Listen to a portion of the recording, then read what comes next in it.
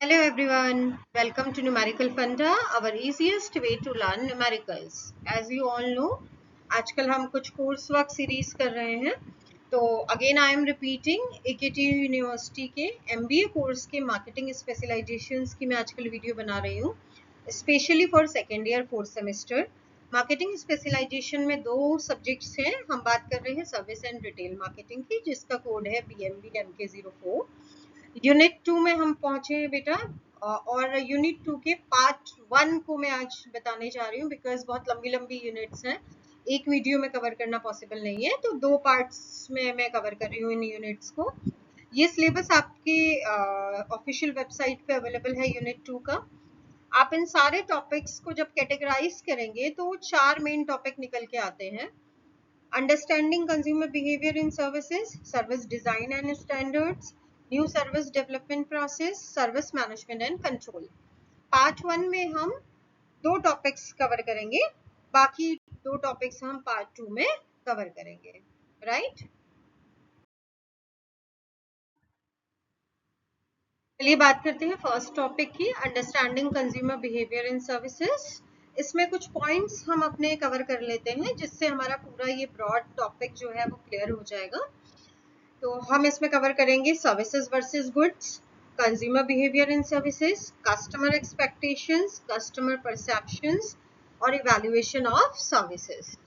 तो सबसे पहला पॉइंट है सर्विसेज वर्सेस गुड्स. एक्चुअली ये समझने के लिए जरूरी है कि इन दोनों का डिफरेंस क्या है और उसके अकॉर्डिंग कंज्यूमर का बिहेवियर सर्विसेज में कैसा होना चाहिए. तो सबसे पहले हम डिफरेंस देख लेते हैं. मैं हमेशा डिफरेंस टेबल बेस पे आपको बताती हूँ, तो यहाँ पे भी हम वही करेंगे. Basis of difference goods and services. सबसे पहले मीनिंग, गुड्स जो होते हैं वो physical product that can be seen and touched, tangible होते हैं, हम उनको छू और देख सकते हैं. सर्विसेज जो होती हैं वो होती हैं एक्टिविटीज और benefits offered to satisfy needs. ये सिर्फ एक्टिविटी और बेनिफिट्स है, it means these are intangible. Next, tangibility, इसकी हम बात ऊपर कर चुके हैं. गुड्स जो होते हैं वो टेंजिबल होते हैं, सर्विसेज इंटैंजिबल होती हैं. ओनरशिप, गुड्स में ओनरशिप ट्रांसफर की जाती है, कोई भी पर्सन जो वो प्रोडक्ट को परचेज कर रहा है वो उसका ओनर हो जाता है. बट सर्विसेज में ओनरशिप ट्रांसफर नहीं की जा सकती है बिकॉज सर्विसेज सिर्फ प्रोवाइड की जा सकती है, हाथ में कोई फिजिकल फॉर्म में आप किसी को भी ओनरशिप ट्रांसफर नहीं कर सकते. Storage can be stored for future use, आपने कोई भी प्रोडक्ट लिया आप उसको फ्यूचर यूज के लिए स्टोर कर सकते हो, बट सर्विसेज जिस समय आप ले रहे होते हो उसी समय कंज्यूम हो जाती हैं, आप उसको फ्यूचर यूज के लिए स्टोर नहीं कर सकते. प्रोडक्शन एंड कंजम्पशन, पहले गुड्स जो है वो प्रोड्यूस होते हैं उसके बाद कंज्यूम होते हैं. सर्विसेज में प्रोडक्शन एंड कंजप्शन दोनों एक ही टाइम पे होता है बिकॉज कस्टमर का और सर्विस प्रोवाइडर का आमने सामने होना जरूरी होता है. एक सर्विस प्रोवाइड कर देता है और दूसरा उसको कंज्यूम करता है. रिटर्न और रीसेल, गुड्स जो है वो रिटर्न भी किए जा सकते हैं, दोबारा सेल भी किए जा सकते हैं, बट सर्विसेज में ऐसा नहीं है बिकॉज आप कंज्यूम कर चुके होते हो सर्विसेज को, तो कोई भी पॉसिबिलिटी नहीं है जिससे आप उनको रिटर्न या रीसोल्ड कर सकें. देन स्टैंडर्डाइजेशन, गुड्स जो होते हैं वो मोर स्टैंडर्डाइज्ड होते हैं, जैसे लाइक सोप्स अगर बन रहे हैं पर्टिकुलर ग्राम्स में तो वो एक जैसे ही होंगे. पर सर्विसेज के साथ ऐसा नहीं है, सर्विसेज डिपेंड करती हैं ऑन द कस्टमर नीड्स, तो वो ज्यादा वेरिएबल होती है और इनकंसिस्टेंट होती है, सबको उनके अकॉर्डिंग सर्विसेज दी जाती है. इन्वॉल्वमेंट ऑफ कस्टमर, गुड्स में कस्टमर का इन्वॉल्वमेंट बहुत ज्यादा नहीं होता बिकॉज प्रोडक्शन में उसका कोई काम नहीं है, प्रोडक्ट बन के आ गया तब प्रोडक्ट खरीदा जाता है. बट सर्विसेज में कस्टमर का जो पार्टिसिपेशन है वो बहुत ज्यादा होता है क्योंकि उसी की नीड्स के अकॉर्डिंग सर्विसेज प्रोवाइड की जा रही है, सर्विस डिलीवर की जा रही है. क्वालिटी इवैल्यूएशन, बहुत आसान है जज करना गुड्स में क्वालिटी को because there are certain parameters, उसका कलर कैसा है, उसकी क्वालिटी कैसी है, मेजरमेंट कर सकते हैं, तो हम गुड्स को बहुत आसानी से गुड्स की क्वालिटी को मेजर कर सकते हैं. बट सर्विसेज में ये करना हमारे लिए डिफिकल्ट है बिकॉज हर कस्टमर की नीड्स अलग है, हमारे सर्विस प्रोवाइड करने का तरीका अलग है, तो it is very difficult to जज the quality in terms of services. Then example, mobile phone, pen, chair, any product जो आप परचेज करते हैं। सर्विसेज में बैंकिंग आ गई, टीचिंग आ गई, हेयर कट आ गया, स्पाज आते हैं, सलॉन्स आते हैं, तो किसी भी तरीके की सर्विसेज जो आप यूज कर रहे हैं। फिर सेकंड हेडिंग की हम बात करते हैं, consumer behaviour in services. Definition से शुरू करते हैं। According to Engel, Blackwell and Miniard, consumer behavior is the actions and decision processes of people who purchase goods and services for personal consumption. It means consumer behavior क्या है? उन actions या उन decisions को दिखाता है जिसकी वजह से कोई भी पर्सन जो है वो गुड्स या सर्विसेज को परचेज कर रहा है अपने पर्सनल कंजम्पशन के लिए। Consumer behavior in services means the study of how customer think, feel, choose, use and evaluate services. तो बहुत सिंपल है, कंज्यूमर बिहेवियर में हम करते क्या है? कंज्यूमर बिहेवियर एक स्टडी है जिसमें हम कस्टमर्स को स्टडी कर रहे हैं, उनके बिहेवियर को स्टडी कर रहे हैं कि वो कैसा थिंक करते हैं, कैसा फील करते हैं, चूज किस तरीके से करते हैं, किस तरीके से यूज करते हैं पर्टिकुलर सर्विस को, और कैसे इवेल्युएट करते हैं कि उनको अच्छी सर्विस मिली है या नहीं मिली है। It explains how people decide to buy a service, what they expect from it, how they experience it, and whether they feel satisfied after using it. तो ये कंज्यूमर बिहेवियर हमको क्या दिखा रहा है कि लोग किस तरीके से डिसाइड करते हैं कि हमें पर्टिकुलर सर्विस बाय करनी है, क्या उनकी एक्सपेक्टेशन रहती है, किस तरीके से वो एक्सपीरियंस करते हैं सर्विसेज को, और सर्विस लेने के बाद वो सेटिस्फाइड फील कर रहे हैं या नहीं कर रहे हैं। That is a consumer behavior. In services, customer behavior is very important because services are intangible, so customers cannot see or touch them before buying. Their decision is mostly based on trust, past experience, reputation, word of mouth, and service quality. Customer behaviour क्यों जरूरी है पता करना? हम क्यों कह रहे हैं कि ये बहुत ज्यादा इंपॉर्टेंट है? बिकॉज सर्विसेज क्या होती है? इंटेंजिबल होती है, हमें हम देख नहीं सकते, हम छू नहीं सकते। तो अब कोई ऐसी चीज जिसको हम देख नहीं पा रहे हैं, हम छू नहीं पा रहे हैं, तो उसको हम कैसे बाय करें, किस बिहाफ पे बाय करें? तो ये डिसीजन मोस्टली लिया जाता है ट्रस्ट पे, पास्ट एक्सपीरियंस पे, रेपुटेशन क्या है पर्टिकुलर कंपनी की, लोगों ने क्या कहा है उस सर्विस के बारे में, और किस तरीके की सर्विस क्वालिटी वो कंपनी प्रोवाइड कर रही है, राइट? तो इन शॉर्ट अगर हम कंज्यूमर बिहेवियर की बात करें तो कंज्यूमर बिहेवियर में हम स्टडी कर रहे हैं कि लोग किस तरीके से डिसाइड कर रहे हैं कि हम सर्विसेज को अवेल करें या ना करें, और क्या क्या बेसिस है उसके पीछे जो वो डिसाइड कर पा रहे हैं। तो जब हम ये समझ जाएंगे तो हम सर्विसेज को बहुत अच्छी तरीके से डिलीवर कर पाएंगे। फिर बात करते हैं, बिकॉज मीनिंग में ही वो चीज क्लियर होती है आपकी। The behaviour of customer in services can be understood in 3 stages. आप कैसे समझ सकते हैं कस्टमर के बिहेवियर को? तो 3 स्टेजेस होती हैं। फर्स्ट, बिफोर सर्विस, जिसको आप प्री परचेज स्टेज भी कहते हैं। तो प्री परचेज में क्या होता है? आप कस्टमर की नीड्स को आइडेंटिफाई करते हैं, इंफॉर्मेशन सर्च करते हैं और कंपेयर करते हैं ऑल्टरनेटिव्स कि उनके पास क्या क्या अवेलेबल है। Then during service, service encounter stage इसको बोलते हैं। कस्टमर जो है वो इंटरेक्ट करता है विद द सर्विस प्रोवाइडर, और उनका जो एक्सपीरियंस है इज इन्फ्लुएंस्ड बाय, मतलब जो कस्टमर आ रहा है उससे बात कौन कर रहा है? एम्प्लॉय बात कर रहा है, इन्वायरमेंट वो देख रहा है, सर्विस डिलीवरी प्रोसेस वो देख रहा है, तो उसके अकॉर्डिंग वो एक एक्सपीरियंस उसके दिमाग में क्रिएट हो जाता है कि किस तरीके की सर्विस पर्टिकुलर प्लेस पे हमको मिली है। इसको कहा जाता है service encounter stage. Then after service, post purchase stage, customer evaluate the service by comparing expectation with actual experience, leading to satisfaction or dissatisfaction.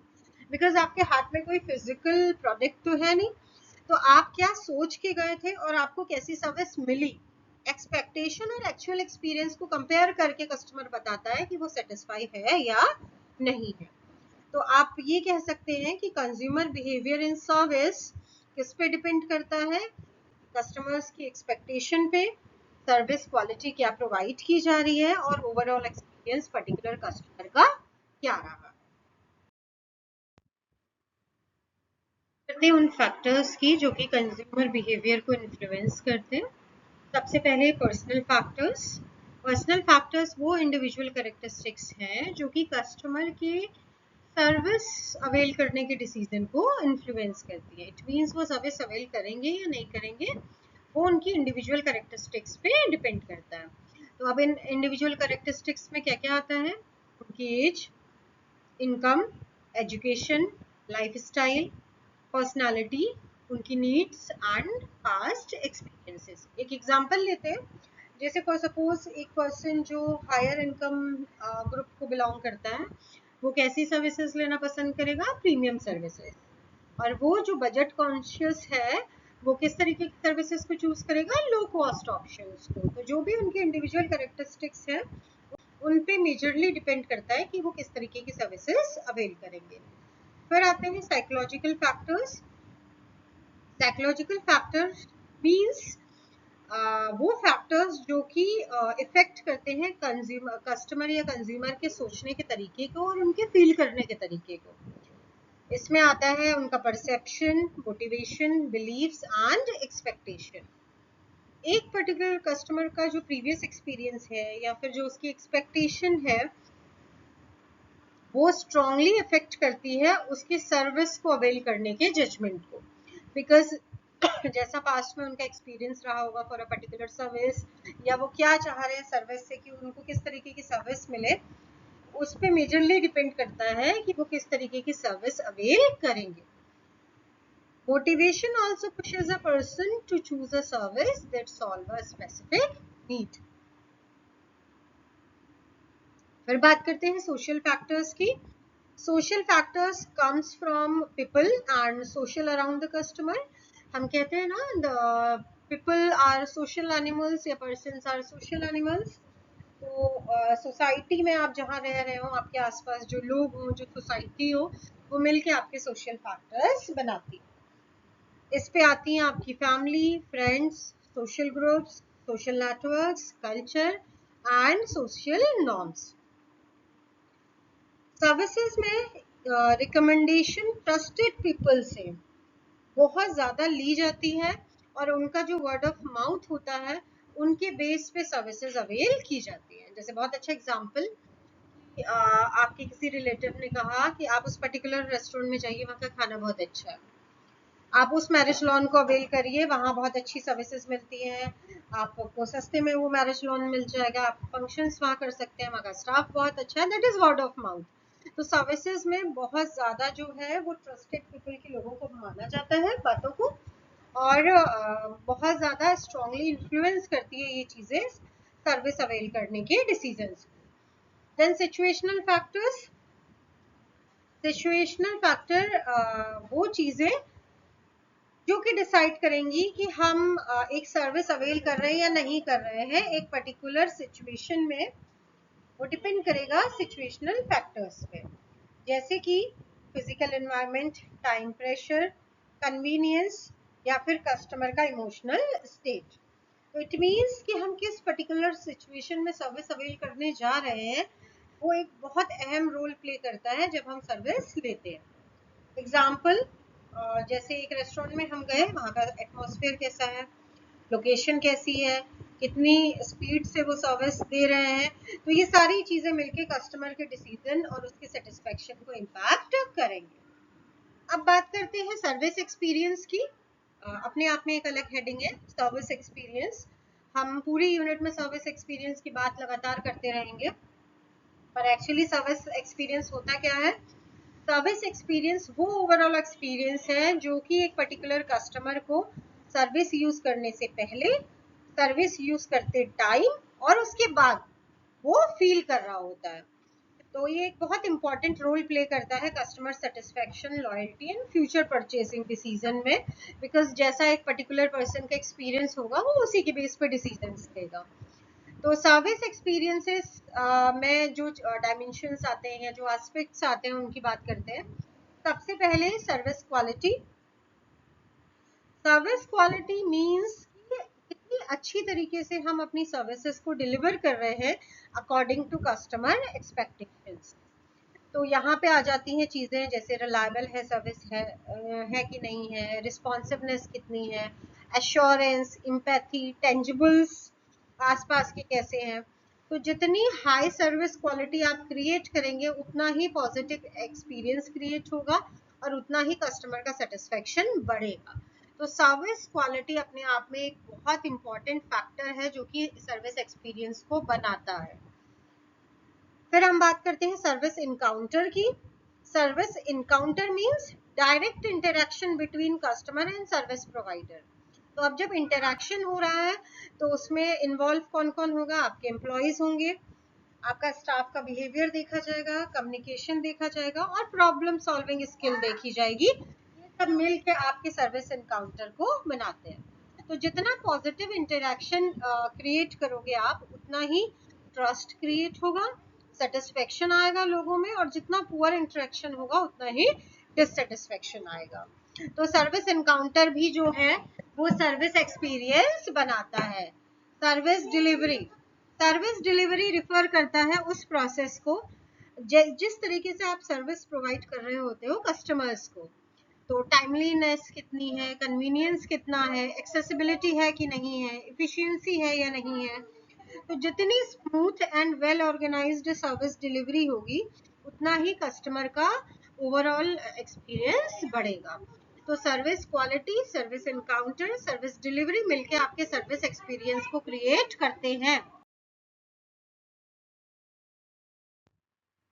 तक हमने सर्विस एक्सपीरियंस में कवर किया था service quality, service encounter and service delivery.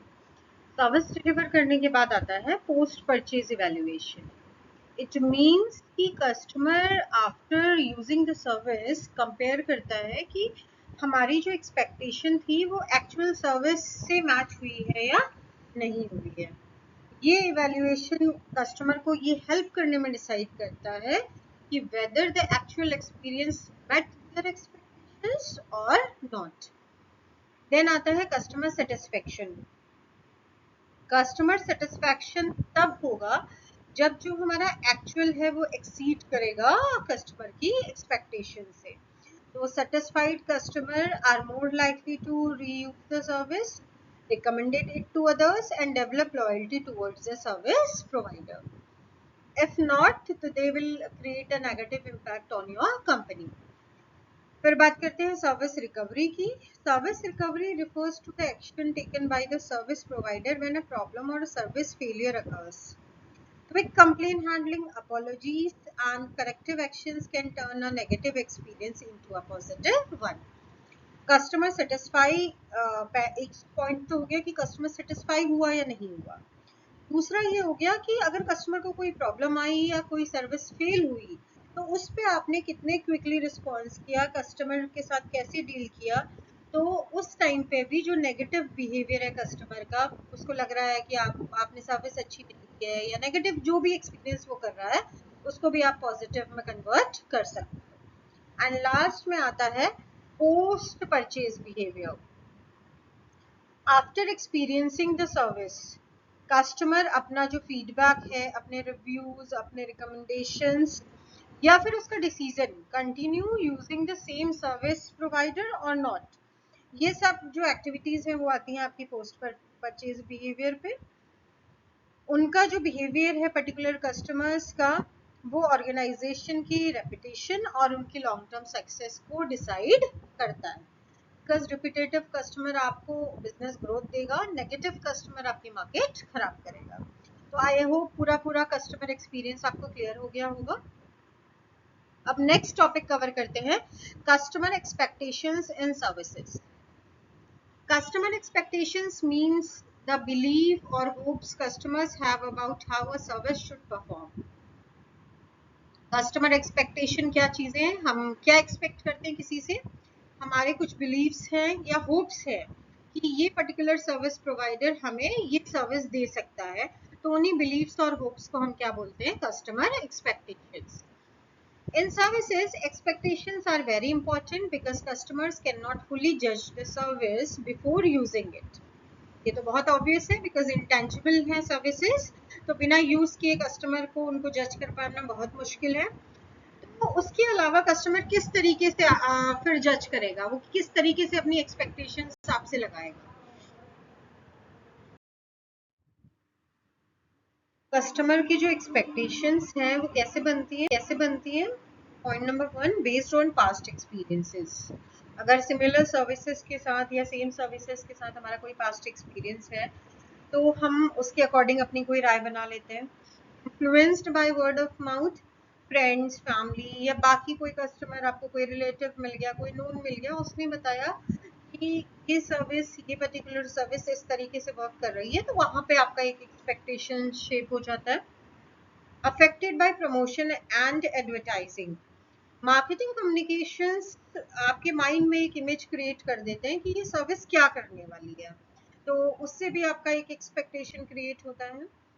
Different from customer to customer, because individual characteristics हर customer की अलग अलग होती है, तो उनकी age, income, lifestyle, needs, personal preferences के according customer to customer expectation vary कर जाती है। डिपेंड्स ऑन प्राइस पेड, अगर आप हाईली पेड सर्विसेज यूज कर रहे हैं तो ऑब्वियसली आप उसकी क्वालिटी भी बहुत अच्छी चाहेंगे, एक्सपेक्टेशन भी आपकी हाई होगी, एंड वाइस वर्सा।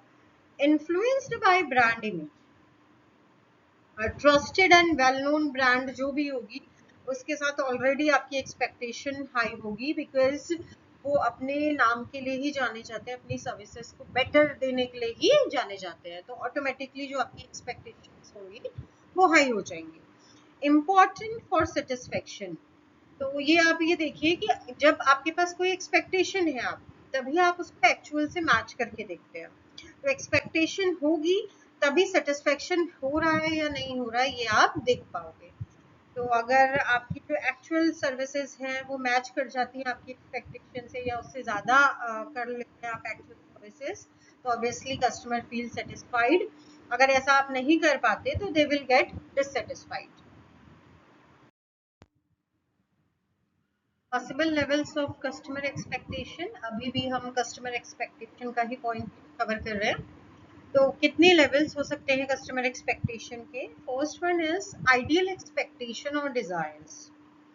इस लेवल पे क्या होता है, हम एक्सपेक्ट करते हैं बेस्ट पॉसिबल सर्विसेज, बिकॉज ये बिलीव कर रहे हैं हम कि सर्विस प्रोवाइडर जो है वो डिलीवर करेगा exceptional quality, outstanding performance and memorable experience, because ideal expectation की बात हो रही है, सब कुछ बहुत बहुत अच्छा हो, इस तरीके से हम सोच रहे हैं। तो एग्जाम्पल लेते हैं, like I have heard excellent reviews about this restaurant, so I expect a truly special dining experience. मैंने बहुत सुना है इस रेस्टोरेंट के बारे में, तो ऑब्वियसली मैं जब जाऊंगी तो बहुत अच्छा मुझे एक सर्विस एक्सपीरियंस वहां से मिलेगा, that is the ideal expectations. फिर बात करते हैं नॉर्मेटिव शुड एक्सपेक्टेशंस। इस लेवल में क्या होता है, कस्टमर ये सोच रहा है सर्विसेज के बारे में कि एटलीस्ट जो है, जो सर्विस प्रोवाइडर है उसको based on price, brand image और प्रोमिसेस मेड इतनी सर्विसेज तो देनी ही देनी चाहिए, दैट इज शुड, होनी चाहिए। जैसे example, if I am paying a premium price the service should be professional, fast, of high quality. अगर मैं प्रीमियम प्राइस पे कर रही हूँ for any kind of services, तो उनका जो सर्विस देने का तरीका होना चाहिए वो प्रोफेशनल होना चाहिए, मुझे फास्ट डिलीवरी होनी चाहिए सर्विसेज की, और क्वालिटी भी हाई होनी चाहिए, दैट इज शुड, कि अगर मैं ये काम कर रही हूँ तो इतना मुझे मिलना ही मिलना चाहिए। देन एक्सपीरियंस बेस्ड नॉर्म्स, ये एक्सपेक्टेशन जो है वो फॉर्म होती है प्रीवियस एक्सपीरियंसेस से। अगर आपने सेम सर्विस प्रोवाइडर से सर्विसेज लिए या सिमिलर सर्विसेज लिए हैं, तो बैक ऑफ द माइंड मेरे माइंड में ये चीज क्रिएट है कि लास्ट टाइम मुझे ये सर्विस मिली थी या बाकी जगह सेम सर्विस मुझे इस तरीके से दी गई, तो ये हो गया experienced based norms. Example, my previous visit were good, so I expect the same quality again, although service may slow down during busy hours. Last time जब मैंने विजिट किया था तो I get a good quality of service, तो अभी भी मुझे वैसी ही सर्विस मिलनी चाहिए। आई नो कि बिजी आवर्स में थोड़ा स्लो हो जाता है, but there is a good service, right. तो ये एक्सपीरियंस बेस्ड नॉर्म हो गया। फिर बात करते हैं एक्सेप्टेबल एक्सपेक्टेशंस की। इस लेवल ऑफ सर्विस में क्या होता है, कस्टमर जो कंसिडर कर रहा है एक सेटिस्फैक्ट्री या रीजनेबल सर्विस की बात कर रहा है। ये परफेक्ट तो नहीं हो सकती, बट हाँ बेसिक नीड्स को अगर हम कवर कर रहे हैं तो हम एक्सेप्ट करते हैं कि हाँ ये सर्विसेज हम ले सकते हैं। एटलीस्ट एक बेस लेवल ऑफ सर्विस मुझे मिल रहा है। Like example, I expect the service to be decent, timely and sufficient to meet my requirements. Basic level है ये कि सर्विस डिसेंट होनी चाहिए, टाइमली मुझे मिल जानी चाहिए और एटलीस्ट जो मुझे चाहिए उतना मुझे मिल जाना चाहिए। देन मिनिमम टॉलरेबल एक्सपेक्टेशंस, ये लेवल हमको क्या दिखा रहा है, that is a lowest level of service. ये दिखा रहा है कि कस्टमर विलिंग है वो एक्सेप्ट करने के लिए जिससे पहले वो डिससेटिस्फाई ना हो जाए। मतलब एटलीस्ट इतनी सर्विस मुझे मिल जाए कि मुझे डिससेटिस्फेक्शन ना हो, that is a minimum tolerable. इतना ही हम टॉलरेट कर सकते हैं।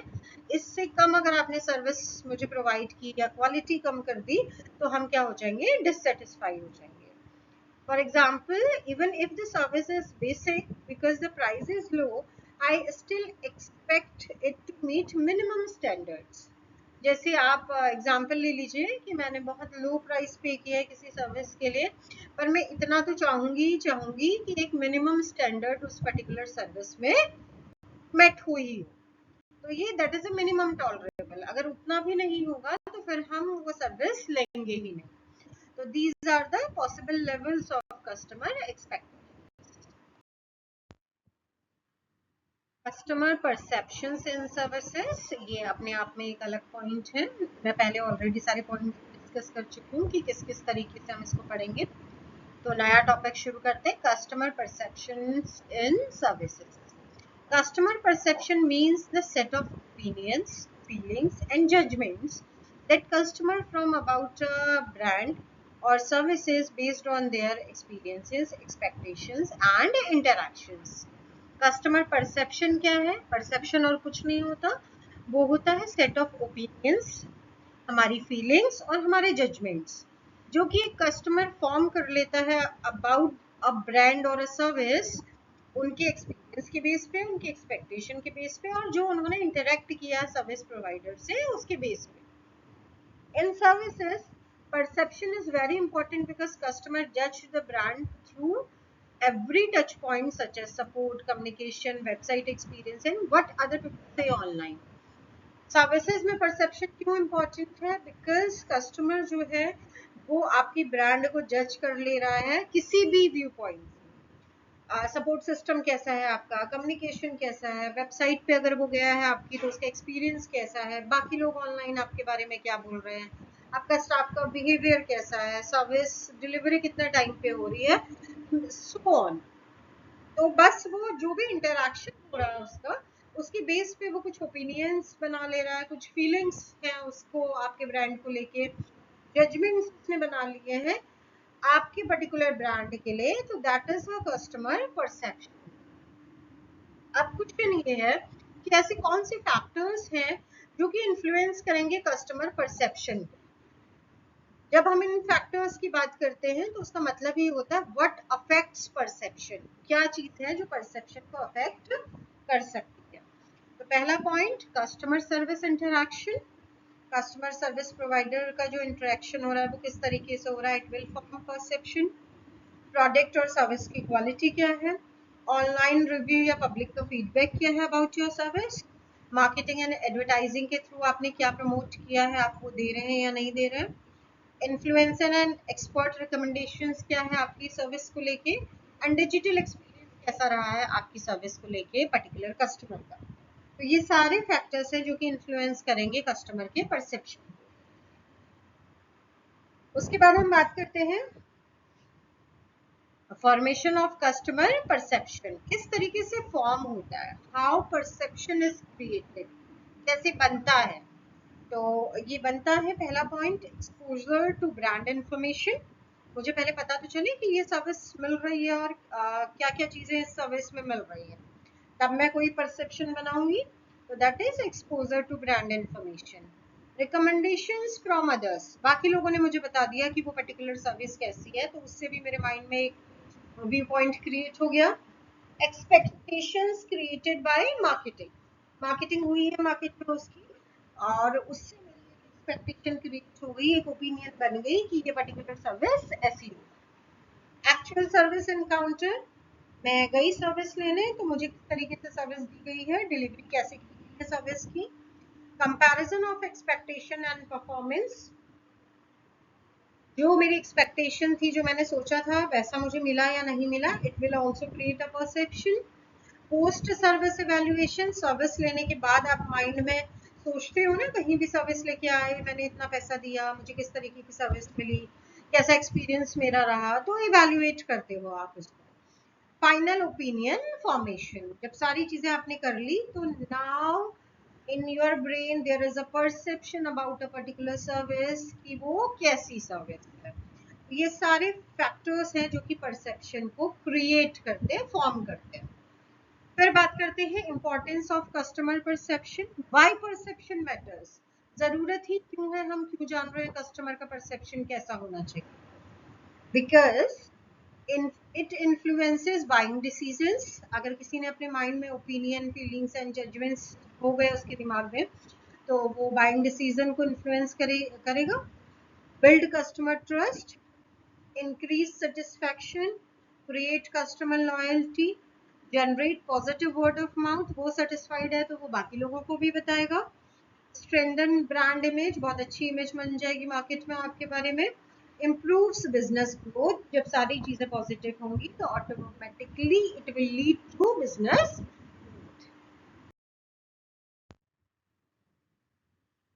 Valuation of services, valuation of services means the process through which customer judge the quality and performance of a service after using it. यहाँ पे इवॉल्व होने की बात नहीं हो रही है, इवैल्यूएट करने की बात हो रही है। तो इवैल्यूएशन ऑफ सर्विसेज मतलब होता है द प्रोसेस जिसके थ्रू कस्टमर जो है वो क्वालिटी को जज करता है और सर्विस की परफॉर्मेंस को देखता है after using the services. In services, customers compare their expected service with the actual service received. अब वो कंपेयर कैसे कर पाएगा, वो कैसे देख पाएगा सर्विस की परफॉर्मेंस अच्छी है या नहीं, जो उसने एक्सपेक्ट किया है उससे वो एक्चुअल सर्विस को कंपेयर करके देखेगा। Since services are intangible, customers cannot judge them fully before use.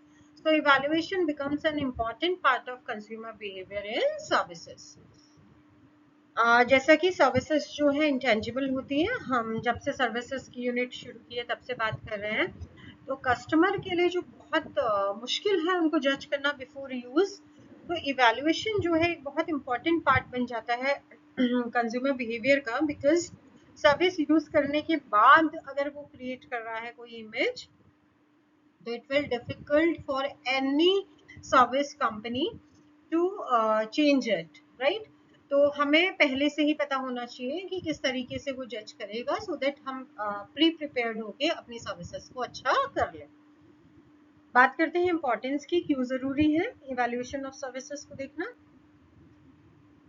It shows whether the service met customer expectations और नॉट। इन एडवांस हम ये देख लेते हैं कि कस्टमर के एक्सपेक्टेशन को मीट कर पाएगी मेरी सर्विस या नहीं कर पाएगी।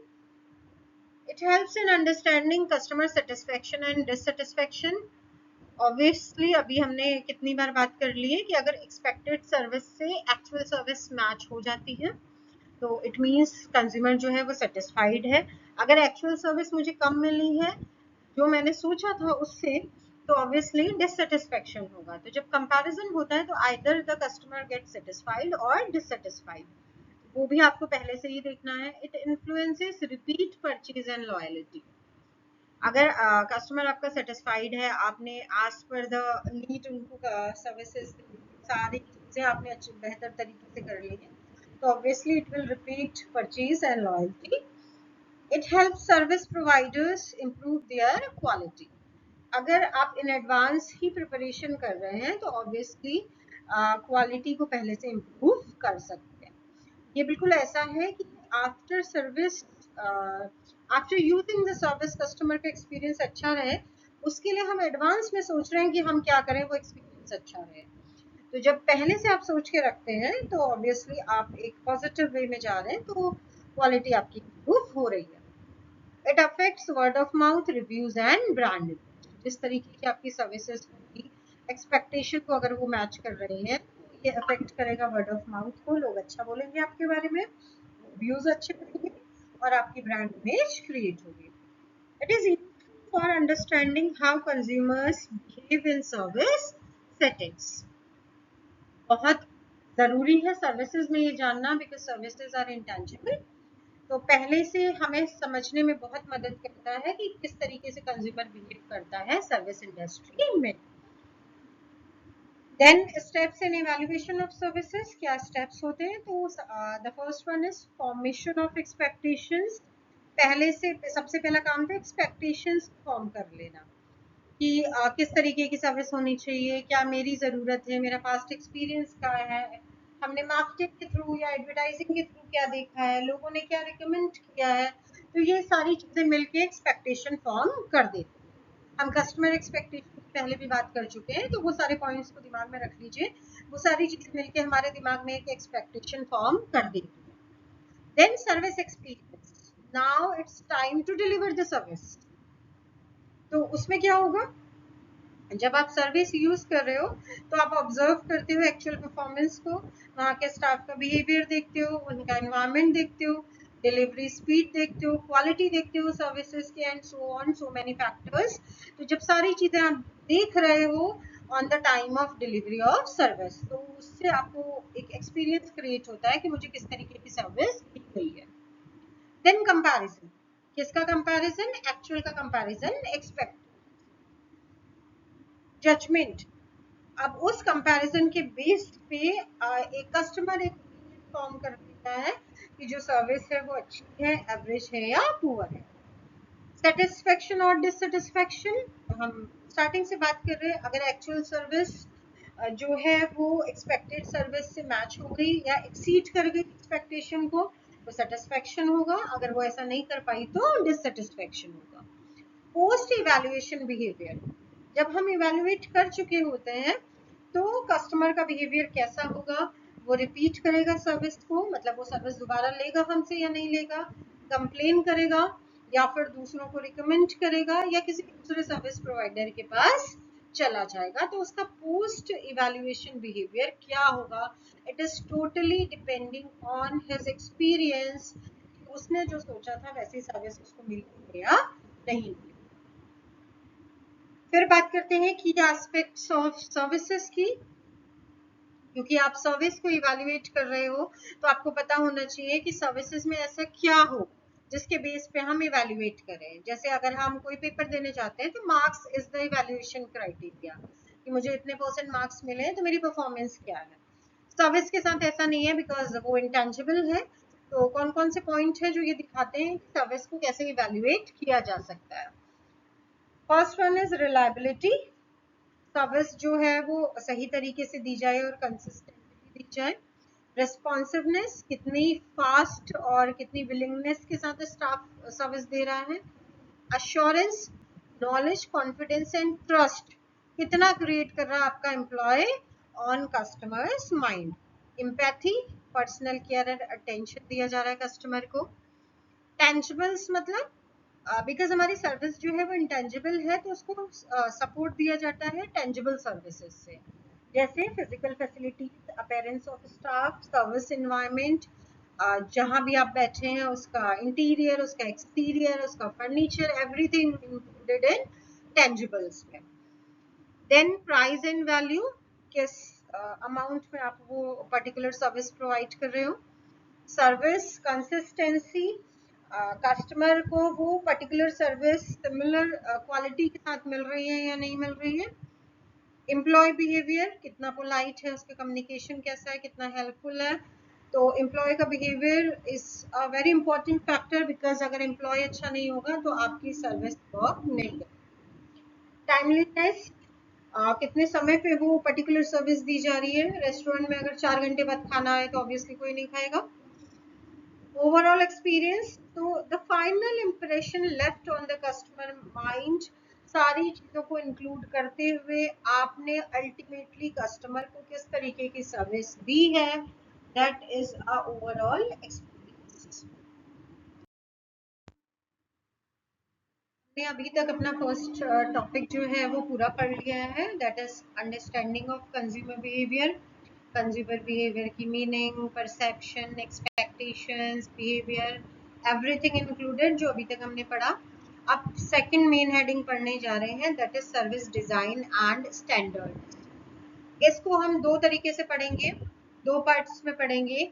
पहला service development design, service design कैसे की जाती है। सेकंड सर्विस स्टैंडर्ड्स, कि सर्विस के स्टैंडर्ड्स क्या होने चाहिए। तो वो मिला के हमारा बन जाएगा सर्विस डिजाइन एंड स्टैंडर्ड। तो शुरू करते हैं सर्विस डिजाइन से।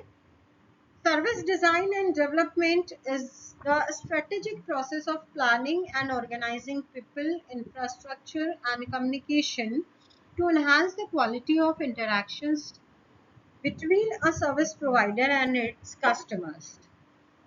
सिंपल लैंग्वेज में बोले तो सर्विस डिजाइन एंड डेवलपमेंट वो स्ट्रेटेजिक प्रोसेस है जो कि प्लानिंग एंड ऑर्गेनाइजिंग करती है किसका, लोगों का, इंफ्रास्ट्रक्चर का और कम्युनिकेशन का, सो दैट पहले से जो है आपकी क्वालिटी ऑफ इंटरेक्शन जो है वो इनहांस हो जाए, किसके बीच में, जो सर्विस प्रोवाइड कर रहा है और जो सर्विस ले रहा है। तो ये चीज जब होगी तो ऑब्वियसली आप एक बेहतर सर्विस दे पाएंगे। It optimises workflows and tools to improve both user experience and efficiency. Optimise करता है आपके वर्कफ्लो को and tools to improve both user experience and efficiency. It focuses not only on the final service outcome but also on the entire service process from the first contact with the customer to the long-term relationship with the service provider. ये सिर्फ ये focus नहीं कर रहा है कि final service outcome क्या आएगा, कस्टमर सेटिस्फाई होगा या नहीं होगा। ये हमेशा फोकस करता है पूरी इंटायर सर्विस प्रोसेस पे, from the first interaction to the end point, क्योंकि हर एक चीज कस्टमर का एक्सपीरियंस क्रिएट कर रही होती है। तो उससे होगा क्या, उससे होगा ये कि एक लॉन्ग टर्म रिलेशनशिप बन जाएगी between customer and service provider. Unlike product design, service design deals with workflows, customer interaction, employee roles and service delivery methods. Product के साथ आपको कोई बहुत ज़्यादा नहीं सोचना, बिकॉज एक स्टैंडर्ड डिज़ाइन बना दिया गया, प्रोडक्ट कैसे बनेगा, किस तरीके से मैन्युफैक्चरिंग होगी and it will happen simultaneously, वो होता चला जाएगा। सर्विस डिज़ाइन हमेशा डील करता है वर्कफोर्स के साथ, आप किस तरीके से सर्विस डिलीवर कर रहे हैं, क्या तरीका होगा, कस्टमर के साथ इंटरेक्शन कैसा होगा, उस इंटरेक्शन में एम्प्लॉइज के किस तरीके का रोल होगा एंड सर्विस डिलीवरी मेथड्स क्या होंगे। जो मेन एम है किसी भी सर्विस डिजाइन का वो ये है कि सर्विस जो है वो सिंपल होनी चाहिए, स्मूथ होनी चाहिए, एफिशिएंट होनी चाहिए और कस्टमर फ्रेंडली होनी चाहिए। Service design looks at the service from the customers view of point of view. Service design करते समय हमेशा आपको कस्टमर का व्यू पॉइंट ध्यान में रखना है कि आपको किस तरीके से किससे सर्विस देनी चाहिए। ये हेल्प करता है ऑर्गेनाइजेशन को ये समझने के लिए कि कस्टमर की क्या नीड्स हैं, उनकी प्रॉब्लम्स को आइडेंटिफाई करना सर्विस डिलीवरी के टाइम पे, अननेसेसरी स्टेप्स को रिमूव करना, बिकॉज इंसान थक जाता है, आप बहुत ज़्यादा काम उनसे करा लेंगे या बहुत ज़्यादा स्टेप्स उनको बता देंगे तो इट विल लाइक एक बर्डन लगता है कस्टमर को कि इतना सारा काम मुझे नहीं करना। तो remove unnecessary steps and create a better solution, जो भी उनकी प्रॉब्लम है उसका एक अच्छा सोल्यूशन आप दीजिए।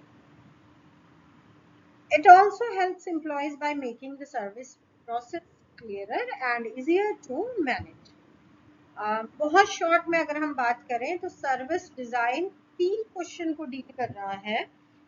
First one, what do customer want, चाहिए क्या कस्टमर को, पहला क्वेश्चन।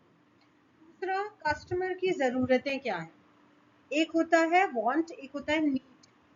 वांट इज मुझे चाहिए तो कुछ भी, पर अगर मेरे पास 50 रुपीज का आइटम लेने के लिए पैसे नहीं है तो मैं उस जरूरत को पूरा कभी नहीं करूंगी। मुझे जो चाहिए वो मैं कभी नहीं लूंगी। मैं कौन सा लूंगी? जिससे मेरी बेसिक नीड्स पूरी हो।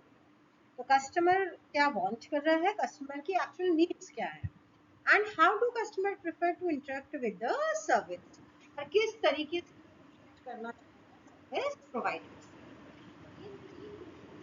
सर्विस डिजाइन डील कर रहा है, इसके अकॉर्डिंग ही आप अपनी सर्विस डिजाइन करेंगे कि किस तरीके से सर्विस प्रोवाइड करनी चाहिए। एक छोटा सा डायग्राम देख लेते हैं, working process of service design. ये मैंने नेट से लिया है, इसका सोर्स आपको मिल जाएगा बहुत आसानी से। तो इसमें सबसे पहला स्टेप क्या है? Defining clean objectives for service design. मुझे पहले माइंड में ये क्लियर करना है कि किस तरीके के ऑब्जेक्टिव्स मैं माइंड में लेके चल रही हूँ सर्विस डिजाइन के लिए। मुझे किस चीज की सर्विस देनी है, किस तरह से देनी है, तो what are my objective? Understanding the users, using data और यूजर पर्सोनास। आपको ये समझना है कि आपके पास बहुत सारे कस्टमर हैं, उनका डेटा कैसा है और उनकी पर्सनालिटी कैसी है, उनको किस तरीके की सर्विसेज चाहिए। तो जो भी डेटा आपके पास कस्टमर्स का अवेलेबल है उससे आप अपने कस्टमर को समझिए। Go through the current design ecosystem. अगर सिमिलर मार्केट में और भी प्लेयर्स काम कर रहे हैं तो उनके डिजाइन इकोसिस्टम को देखिए कि वो किस तरीके से सर्विसेज प्रोवाइड कर रहे हैं। Identifying issues and optimisation in current design ecosystem. अगर आपने ये देख लिया कि पर्टिकुलर एट प्रेजेंट किस तरीके से सर्विसेज प्रोवाइड की जा रही है, तो उस पे क्या कोई इशू है, और अगर इशू है तो करंट डिजाइन को आप कैसे सही कर सकते हैं। आइडिएशन और coming up with innovative solutions. जहां पे प्रॉब्लम है, जहां पे आपको मॉडिफाई करना है, उसके लिए आप इनोवेटिव आइडियाज के साथ सामने आइए, so that it will also differentiate your service from others. वो कुछ नया होगा जो बाकी लोगों से अलग होगा, तो ऑब्वियसली आपकी सर्विस को ज्यादा प्रेफर किया जाएगा। Next step, testing and iterating the changes. आप देखिए कि जो आपने सोचा था वो आप कर पा रहे हैं या नहीं कर पा रहे हैं। तो इस तरीके से सर्विस डिजाइन की जाती है और उसको इम्प्लीमेंट किया जाता है।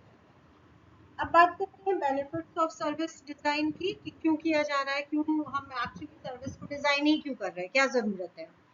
तो first point is bridges organisational gaps.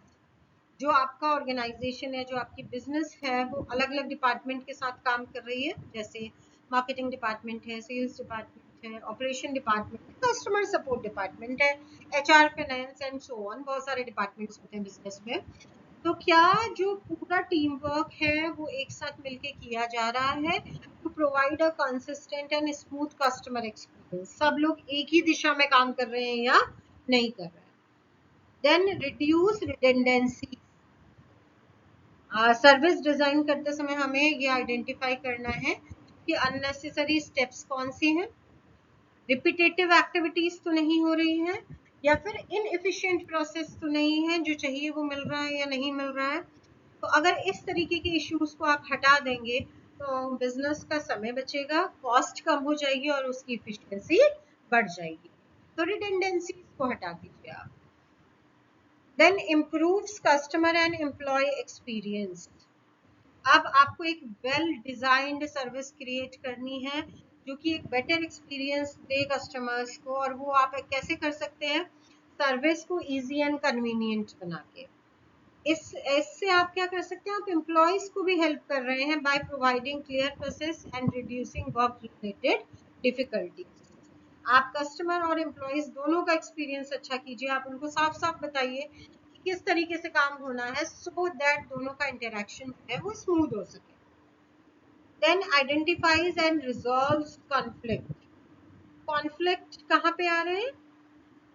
जहाँ पे कंपनी कुछ प्रॉमिस कर रही है कि हम ये डिलीवर करेंगे और कस्टमर को वो एक्चुअली डिलीवर नहीं हो रहा है, तो वहां पे क्या आएगा? वहां पे कॉन्फ्लिक्ट आएगा, ये पॉइंट आएगा कि जो आपने कहा था वो आपने डिलीवर नहीं किया। तो इस तरीके के गैप्स को आपको आइडेंटिफाई करना है और उन कॉन्फ्लिक्ट को रिजॉल्व करना है, खत्म करना है, so that it improve service quality and customer satisfaction. Last benefit है encourages communication and collaboration. अगर आप सर्विस डिजाइन अच्छे से करते हैं तो इससे क्या होगा, communication among the team and departments बेहतर हो जाएगा, क्योंकि आपने साफ साफ बता दिया कि सर्विस इस तरीके से देनी है। एग्जाम्पल ले लीजिए रेस्टोरेंट का, आपको पता है कि शेफ कहाँ बैठेगा, कौन सा वेटर ऑर्डर लेने जाएगा, कौन सा ऑर्डर लेके आएगा, कौन सा टेबल क्लीन करेगा, कौन डोर पे ग्रीट करेगा। तो जब सारी चीजें आपकी क्लियर हैं तो क्या होता है, एक बेटर कम्युनिकेशन होता है between the teams and departments, और ये टीम वर्क जो है हेल्प करते हैं ऑर्गेनाइजेशन को एक बहुत unified, effective and customer focused service देने के लिए।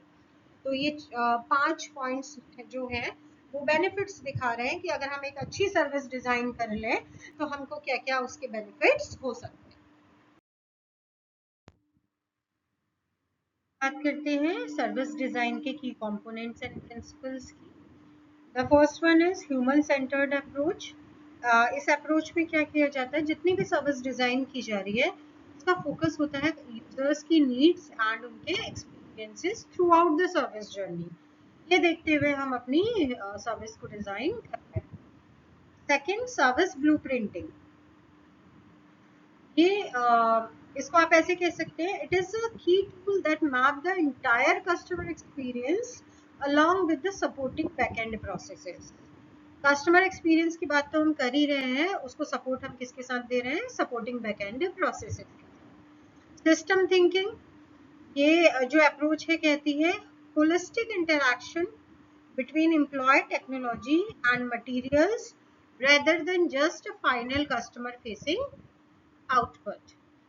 हम हर रिसोर्सेस को साथ में लेके चलेंगे तब हम एक अच्छी सर्विस प्रोवाइड कर पाएंगे, ऐसा सिस्टम थिंकिंग अप्रोच है। को क्रिएशन, ये अप्रोच या ये प्रिंसिपल हमसे कहता है कि आप इन्वॉल्व करिए कस्टमर्स को, फ्रंटलाइन एम्प्लॉइज को एंड स्टेक होल्डर्स को to ensure the design meets actual needs and is actionable. ये चारों जो कंपोनेंट्स हैं या प्रिंसिपल्स हैं हमें क्या बता रहे हैं कि किस चीज को फोकस मान के, किस चीज को ध्यान में रख के सर्विसेज को डिजाइन करना चाहिए। Now tools and techniques of service design. The first one is customer journey mapping. इसमें हम क्या करते हैं, एक विजुअल टूल है ये, जिसमें पूरी कंप्लीट जर्नी हम कस्टमर की शेयर करते हैं, उसके फर्स्ट इंटरेक्शन से उसके फाइनल सर्विस एक्सपीरियंस तक। तो ये हेल्प करता है हमको वो टच पॉइंट्स या वो प्रॉब्लम एरियाज ढूंढने में जहां पे कस्टमर को problem. Then user personas. User personas means fictional profiles है टारगेट कस्टमर्स की on the basis of research data. वो हेल्प करता है समझने के लिए कस्टमर की को, प्रेफरेंसेस को और उनके बिहेवियर को। मतलब एक ऐसे समझ लीजिए एक डेटा मेरे पास है जिससे हम यूजर की पर्सनालिटी, उसकी उनके बिहेवियर को पहले से आइडेंटिफाई कर रहे हैं और उसके अकॉर्डिंग अपनी सर्विस डिजाइन कर रहे हैं। सर्विस ब्लूप्रिंटिंग। सर्विस ब्लूप्रिंटिंग क्या दिखाता है, एक डिटेल्ड डायग्राम है जो कि दिखा रहा है कि service processes, employ actions, customer interaction and customer systems किस तरीके से काम करेंगे। तो इससे क्या होता है, सर्विस डिलीवरी अच्छी हो जाएगी, क्योंकि जब सारे पॉइंट्स पे आप एक साथ काम कर ले रहे हैं तो ऑब्वियसली एक एफिशिएंट मोड पे आप सर्विस प्रोवाइड कर पाएंगे। Stakeholder mapping. Stakeholder कौन होते हैं, everyone who is interested in your business is called a stakeholder. किसी को भी किसी आपके बिजनेस में है तो वो कहलाएगा आपका स्टेक होल्डर। तो ये टेक्निक क्या करती है, आइडेंटिफाई करने में हेल्प करती है उन लोगों को, डिपार्टमेंट्स, ग्रुप्स को जो कि इन्वॉल्व होंगे आपकी सर्विस डिलीवरी में, इससे आपका कोऑर्डिनेशन और कम्युनिकेशन। अगला टूल है ऑब्जर्वेशन एंड इंटरव्यूज। आप डायरेक्टली कस्टमर को ऑब्जर्व करिए, इंटरव्यूज कंडक्ट करा लीजिए, जिससे आपको पता चल जाएगा उनके एक्सपीरियंसेस कैसे हैं, उनकी एक्सपेक्टेशंस क्या है और वो क्या प्रॉब्लम फेस कर रहे हैं। Then brainstorming. ब्रेनस्टॉर्मिंग तो सबको पता होगा, एक ऐसी टेक्निक होती है जिससे नए आइडियाज और सॉल्यूशंस जो है वो सोचे जाते हैं। साथ में बहुत सारे आइडियाज आप लेके आओगे और जो सबसे आपको बेहतर लगेगा वो आप यूज करोगे। तो ब्रेनस्टॉर्मिंग की जा सकती है। प्रोटोटाइपिंग, प्रोटोटाइप क्या होता है? इट इज अ सैंपल और अ ट्रायल। हम सर्विस पूरी तरीके से मार्केट में लाने से पहले एक छोटा सा प्रोटोटाइप चला के देख लेते हैं कि वो किस तरीके से काम कर रहा है। तो इससे क्या होता है, एक तो हमारा आइडिया टेस्ट हो जाता है और मुझे फीडबैक मिल जाता है कि क्या कोई प्रॉब्लम आ रही है। अगर आ रही है तो फिर हम सोच लेते हैं कि उसको कैसे सॉल्व करेंगे।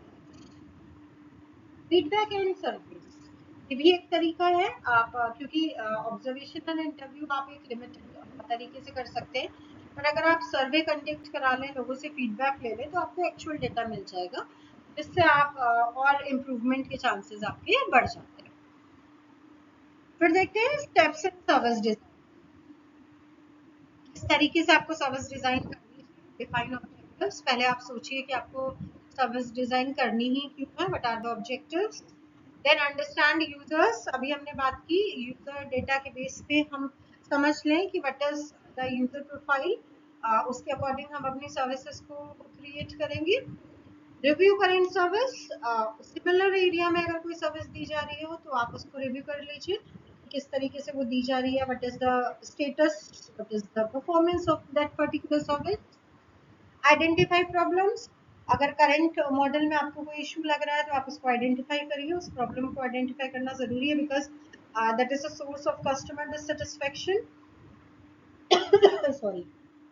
देन डेवलप सॉल्यूशंस, अगर कोई प्रॉब्लम है तो फिर उसको सॉल्व कीजिए।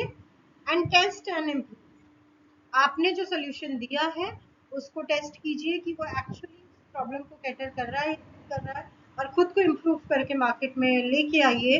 तो आप क्या करेंगे, आप डिफरेंशिएट हो जाएंगे बाकी लोगों से मार्केट में। जो प्रॉब्लम कस्टमर को फेस करनी पड़ रही है वो अब उसको करनी नहीं पड़ेगी। तो these are the steps in service design. तो इस तरीके से आप अपनी सर्विस डिजाइन को कर सकते हैं। चलिए नए टॉपिक पे बात करते हैं। सर्विस स्टैंडर्ड्स डिजाइन हो चुके हैं, अब स्टैंडर्ड्स की बात करते हैं। Service standards are the expected level of performance that an organisation set for the delivery of services. Service standards वो एक्सपेक्टेड लेवल ऑफ परफॉर्मेंसेज हैं जिनको बिजनेस हाउस खुद सेट कर रहा है for delivery of services. It means वो criteria जो कि एटलीस्ट डिलीवरी ऑफ सर्विसेज के टाइम पे फुलफिल होने चाहिए, उतनी सर्विस, उतनी क्वालिटी ऑफ सर्विस तो कस्टमर को मिलनी ही मिलनी चाहिए। In short, these are the expected level of performance. They define, ये क्या बताते हैं, किस तरीके से सर्विसेज प्रोवाइड की जानी चाहिए, कितनी फास्ट की जानी चाहिए, कितनी पोलाइटली की जानी चाहिए, कितनी एक्यूरेटली की जानी चाहिए, और कितनी कंसिस्टेंटली कस्टमर को ट्रीट करना चाहिए। तो इन शॉर्ट कि किस तरीके से, कैसे, कहाँ, किसके द्वारा सर्विस प्रोवाइड की जाएगी, ये सारे स्टैंडर्ड्स ऑलरेडी हम एक expected level of standard set कर देते हैं। सिंपल वर्ड्स में अगर बात करें तो सर्विसेज स्टैंडर्ड्स टेल एम्प्लॉइज, क्या बताते हैं वो, what is acceptable service, what quality is required, and how customer expectation should be met. इन तीन ही चीजों पे काम कर रहा है। एक्सेप्टेबल सर्विस क्या होगी, क्वालिटी कितनी देनी होगी, और कस्टमर की एक्सपेक्टेशन को कैसे मेट करना होगा, कैसे पूरा करना होगा। बस इतनी सी बात सर्विस स्टैंडर्ड्स करते हैं। एक डेफिनेशन अगर देख लें सर्विस स्टैंडर्ड्स की, तो service standards are the benchmarks और a guideline used to ensure that services are delivered in a consistent, reliable and customer focused manner. Simple, service standard वो बेंचमार्क या वो गाइडलाइन है जो कि ये इंश्योर कर रहे हैं कि सर्विसेज जो है वो कंसिस्टेंटली डिलीवर होनी चाहिए, रिलायबल होनी चाहिए, और कस्टमर को ध्यान में रखते डिलीवरी करनी चाहिए। सिंपल है, समझ आ गया। Then objectives of service standard, to ensure consistent service quality, to improve customer satisfaction, to reduce error and complaints, to guide employee behavior, to build trust and loyalty, to improve organizational image, and to support service excellence. जितने भी point हैं आप उनको एक नज़र देखिए और दिमाग में सोचिए कि अगर हम किसी पर्टिकुलर सर्विस के लिए स्टैंडर्ड्स दे रहे हैं, हम ये बता रहे हैं कि इस तरीके से काम होना है, तो ऑब्वियसली ये सारे पॉइंट्स उसमें कवर हो जाएंगे। फिर बात करते हैं characteristics of good service standards. अगर हम सर्विस स्टैंडर्ड रख रहे हैं तो क्या कैरेक्टरिस्टिक्स होनी चाहिए उन स्टैंडर्ड्स की? क्लियर, समझने में बहुत आसान हो, मेजरेबल, अगर स्टैंडर्ड रखे हैं तो वो चेक या इवैल्यूएट किए जा सके, रियलिस्टिक, कितना रियल है, कितना प्रैक्टिकल है कि हम उसको फॉलो कर सके। कंपनी तो कुछ भी कह देगी कि जाइए आप जो है सर्विस घर घर देके आइए, कैसे कैसे ये पॉसिबल होगा, इस तरीके से इसको किया जाएगा, तो it should be practical. Customer oriented, customer की एक्सपेक्टेशन को ध्यान में रखते ही वो सर्विस बनाई जानी चाहिए। कंसिस्टेंट, हर सिचुएशन में हर कस्टमर के लिए सेम सर्विस होनी चाहिए। Though it is very difficult but it has to be ensure कि कंसिस्टेंट सर्विसेज आपको देनी पड़ेंगी। फ्लेक्सिबल, जहाँ पे ज़रूरत हो वहाँ पे आप उसको चेंज कर सको उस प्रोसेस को। अचीवेबल, एम्प्लॉय के लिए ये प्रैक्टिकल हो कि वो उनको एक्चुअली मीट कर पाए। तो ये सारी चीज़ों को ध्यान में रखते हुए हमको अपने एक अच्छे सर्विस स्टैंडर्ड्स को क्रिएट करना चाहिए। फिर बात करते हैं डायमेंशंस ऑफ सर्विस स्टैंडर्ड्स।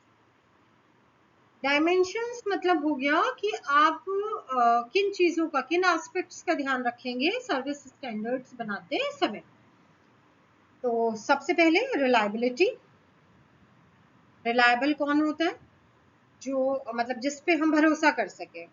तो ability to perform the promised service accurately and dependably. हमारे पास वो एबिलिटी होनी चाहिए कि जो हमने प्रॉमिस किया है उस पर्टिकुलर सर्विस को उतनी एक्यूरेटली और डिपेंडेंसी के साथ हम प्रोवाइड कर पाए। रिस्पॉन्सिवनेस, कस्टमर को हेल्प करने के लिए क्विकली एंड प्रमोटली पहली चीज तो हेल्प की जाए और विलिंगनेस के साथ की जाए, बर्डन मान के नहीं। जितने अच्छे तरीके से आप कस्टमर को ट्रीट करेंगे उतना ही उनका एक्सपीरियंस बेहतर होगा। Assurance, assurance means knowledge, courtesy, ability of employee to inspire trust and confidence, तो ये आ जाता है एश्योरेंस। एम्पैथी, हम हर एक इंडिविजुअल कस्टमर को केयर एंड अटेंशन दें।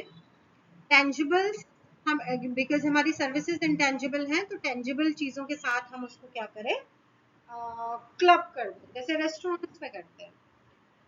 हम फूड दे रहे हैं पर हम सिर्फ फूड नहीं दे रहे हैं, हम अपीयरेंस बहुत अच्छा रखते हैं, स्टाफ की ड्रेस डिसाइड करते हैं, सफाई रखते हैं, इंटीरियर्स बहुत अच्छे कराते हैं। तो दीज आर द टेंजिबल्स की सपोर्ट देते हैं इंटेंजिबल चीज़ों को। तो ये 5 डायमेंशन जो है वो एक अच्छी सर्विस स्टैंडर्ड में ध्यान दिए जाने चाहिए।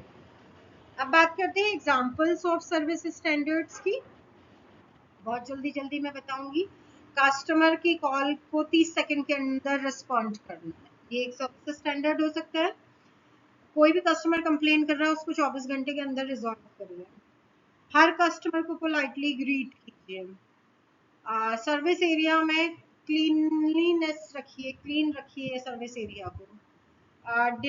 जो डिलीवरी ऑफ सर्विसेज है वो ऑन टाइम करिए। करेक्ट इन्फॉर्मेशन दीजिए कस्टमर को, आप कोई भी फॉल्सिफिकेशन मत कीजिए और इंश्योर कीजिए कि बिल और चेकआउट में देर ना हो। तो ये कुछ एग्जाम्पल है सर्विस स्टैंडर्ड्स के। बाकी डिपेंड करता है कि किस तरीके की इंडस्ट्री है, क्या सर्विस आप प्रोवाइड कर रहे हो, उसके लिए आप अपने स्टैंडर्ड्स बनाते हैं। करते हैं इंपॉर्टेंस ऑफ सर्विस स्टैंडर्ड्स की, क्या ज़रूरत है, क्यों इम्पोर्टेंट होते हैं सर्विस स्टैंडर्ड्स। ये क्रिएट करते हैं uniformity in service delivery, reduce confusion among employees, improve customer experience, help in quality control, support training and supervision, enhance productivity, develop a positive brand reputation and increase repeat business। ये सारे points हम कहीं ना कहीं discuss कर चुके हैं कि सर्विस स्टैंडर्ड्स अगर अच्छे होंगे तो ऑब्वियसली वो क्या करेंगे, हम हमेशा एक तरीके की सर्विसेज दे पाएंगे, एम्प्लॉयज़ के लिए बहुत आसान हो जाएगा, कस्टमर का एक्सपीरियंस बढ़ जाएगा, ट्रेनिंग एंड सुपरविजन होगा, प्रोडक्टिविटी बढ़ेगी। तो सारे पॉइंट्स कहीं ना कहीं आ रहे हैं एक अच्छा सर्विस स्टैंडर्ड आपको इन शॉर्ट हेल्प करता है to provide a good service in a good manner to customer so that they get satisfied for sure after delivering the services, right? Then steps in setting service standards, किस तरीके से service standards set किए जाते हैं. The first one is understand customer expectation. कुछ भी set करने से पहले जान लीजिए कि कस्टमर की एक्सपेक्टेशन क्या है. Define service goals. आपके ऑब्जेक्टिव क्या है सर्विस प्रोवाइड करने के लिए. Convert expectations into standards. जो आपने एक एक्सपेक्टेशन ले ली कस्टमर की, आपको खुद के ऑब्जेक्टिव क्लियर है कि मुझे क्या काम करना है. नाउ इन एक्सपेक्टेशंस को जो है वो स्टैंडर्ड में कन्वर्ट करना चाहिए. Communicate standards to employ. अब आपने स्टैंडर्ड बना लिए हैं तो एम्प्लॉयज को कम्युनिकेट करिए so that they can also उनको हेल्प हो जाए कि वो अच्छी तरीके से उस चीज को इम्प्लीमेंट कर पाए. Train staff. उन स्टैंडर्ड्स को रीच करने के लिए अपने स्टाफ को ट्रेन कीजिए. Monitor performance. आपको रेगुलरली चेक करना पड़ेगा कि आपके जो स्टैंडर्ड्स हैं वो फॉलो किए जा रहे हैं या नहीं. Take corrective action. अगर आपको लग रहा है कि जो स्टैंडर्ड हमने सेट किए हैं उससे हमारी सर्विस इंप्रूव नहीं हो रही है तो अगेन आप अपने स्टैंडर्ड्स को चेंज करिए या फिर करेक्टिव एक्शंस लीजिए उसको सही करने के लिए. ये है स्टेप्स. इस तरीके से एक अच्छा सर्विस स्टैंडर्ड जो है वो सेट किया जा सकता है. फिर हम बात करते हैं टाइप्स ऑफ सर्विस स्टैंडर्ड्स की. किस किस तरीके के सर्विस स्टैंडर्ड्स होते हैं. तो सबसे पहले टाइम बेस्ड स्टैंडर्ड्स जो कि आपकी स्पीड और पंक्चुअलिटी को बताएंगे. जैसा कि हमने एग्जांपल में लिया था 24 घंटे के अंदर काम करिए, 5 मिनट के अंदर काम करिए. These are time based standards. Quality based standards जो कि आपकी एक्यूरेसी और आपकी एक्सीलेंस को दिखाए. जैसे एरर फ्री बिलिंग होनी चाहिए. आपके जो आपने काम किया उस पर कभी गलती नहीं होनी चाहिए. तो क्वालिटी बेस्ड स्टैंडर्ड आपके काम की क्वालिटी जो है उसकी एक्यूरेसी और उसकी एक्सीलेंस से पता चलती है.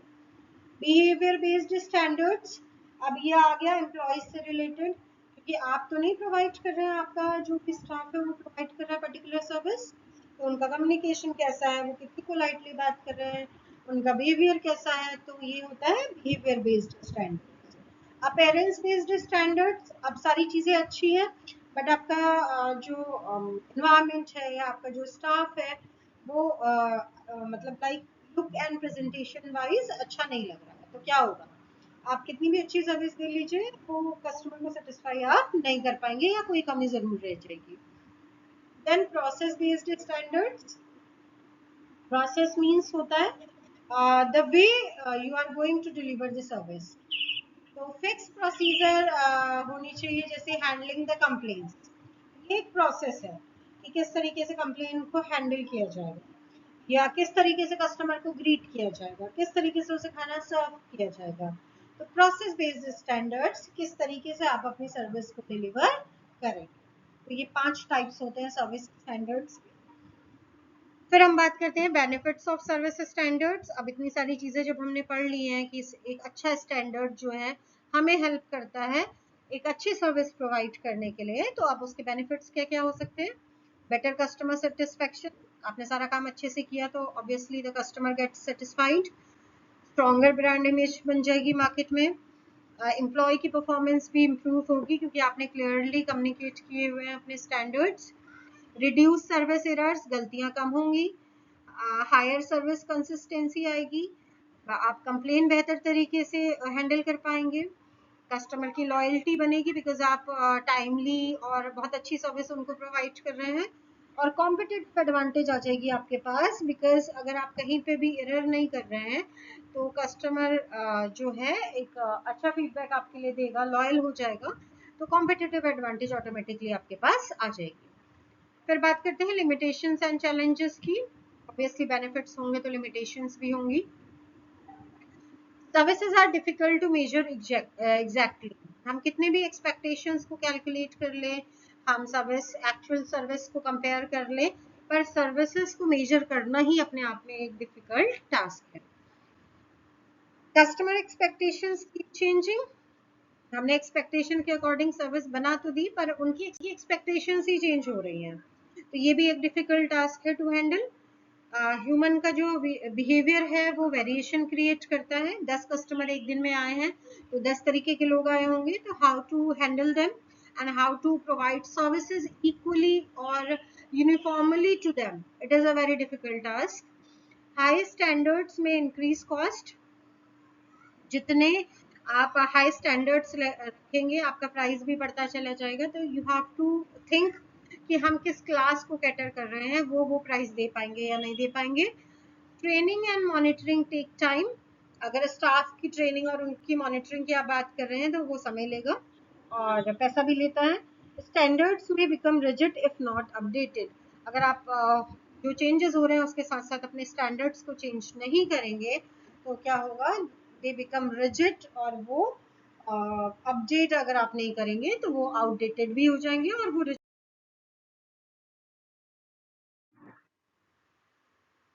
बात करते हैं relationship between service standards and customer satisfaction. Service standard और सेटिस्फेक्शन का क्या कोई लेना देना है आपस में? तो when standards are high and consistently followed, तो क्या होगा, कस्टमर फील वैल्यूड, उसको लगेगा कि आपने उसके अकॉर्डिंग काम किया है। सर्विस बिकम्स ट्रस्टवर्दी, लोगों को ट्रस्ट होने लगेगा आप पे क्योंकि आप अच्छा काम कर रहे हैं। कंप्लेन्स रिड्यूस्ड, धीरे धीरे कंप्लेन रिड्यूस होने लगेंगी एंड लॉयल्टी इंक्रीजेस। तो ये सारे पॉइंट्स किस तरफ इशारा कर रहे हैं कि your customer will get satisfied, उनको सेटिस्फेक्शन मिलेगा अगर आप अपने स्टैंडर्ड्स को कंसिस्टेंटली फॉलो करेंगे।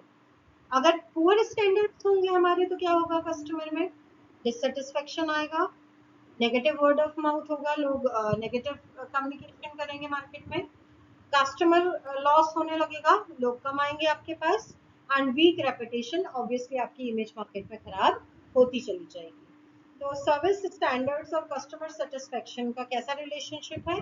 It is a positive relationship. जितने अच्छे स्टैंडर्ड्स होंगे, जितनी कंसिस्टेंटली आप फॉलो करेंगे, कस्टमर का सेटिस्फेक्शन बढ़ेगा एंड वाइस वर्सा, नहीं करेंगे तो कम होगा। अब लास्ट एक मैंने कोशिश की है कि आप लोगों को कुछ एग्जांपल्स में दे दूं सर्विस स्टैंडर्ड्स के, कि डिफरेंट डिफरेंट सेक्टर्स में किस तरीके के सर्विस स्टैंडर्ड्स फॉलो किए जाते हैं, सो दैट एग्जांपल लिखने के लिए आपको हेल्प हो जाए। पहला बैंकिंग इंडस्ट्री, जैसे क्विक अकाउंट ओपनिंग करते हैं वो लोग, एक्यूरेट ट्रांजेक्शंस करते हैं, पोलाइट कस्टमर हैंडलिंग होती है स्पेशली इन प्राइवेट सेक्टर, तो ये कुछ स्टैंडर्ड्स हैं उनके। हॉस्पिटैलिटी में रूम्स क्लीन होने चाहिए, टाइमली रूम सर्विस मिलनी चाहिए, कार्टिशियस स्टाफ होना चाहिए आपका। हेल्थ केयर की बात करें तो proper patient care, hygiene maintain होना चाहिए और टाइमली कंसल्टेशन होना चाहिए। रिटेल सेक्टर में क्विक बिलिंग होनी चाहिए, प्रोडक्ट अवेलेबिलिटी होनी चाहिए और हेल्पफुल स्टाफ होना चाहिए। एजुकेशन इंडस्ट्री में टाइमली एकेडमिक सपोर्ट होना चाहिए, फेयर इवैल्यूएशन होना चाहिए और रिस्पॉन्सिव एडमिन होना चाहिए आपका। तो ये कुछ एग्जांपल्स हैं जिनको आप सर्विस स्टैंडर्ड्स के तौर पे लिख सकते हैं। तो बेटा ये यूनिट 2 का पार्ट 1 मैंने कंप्लीट कर दिया है। होपफुली वेरी सून पार्ट 2 भी मैं अपलोड करूंगी।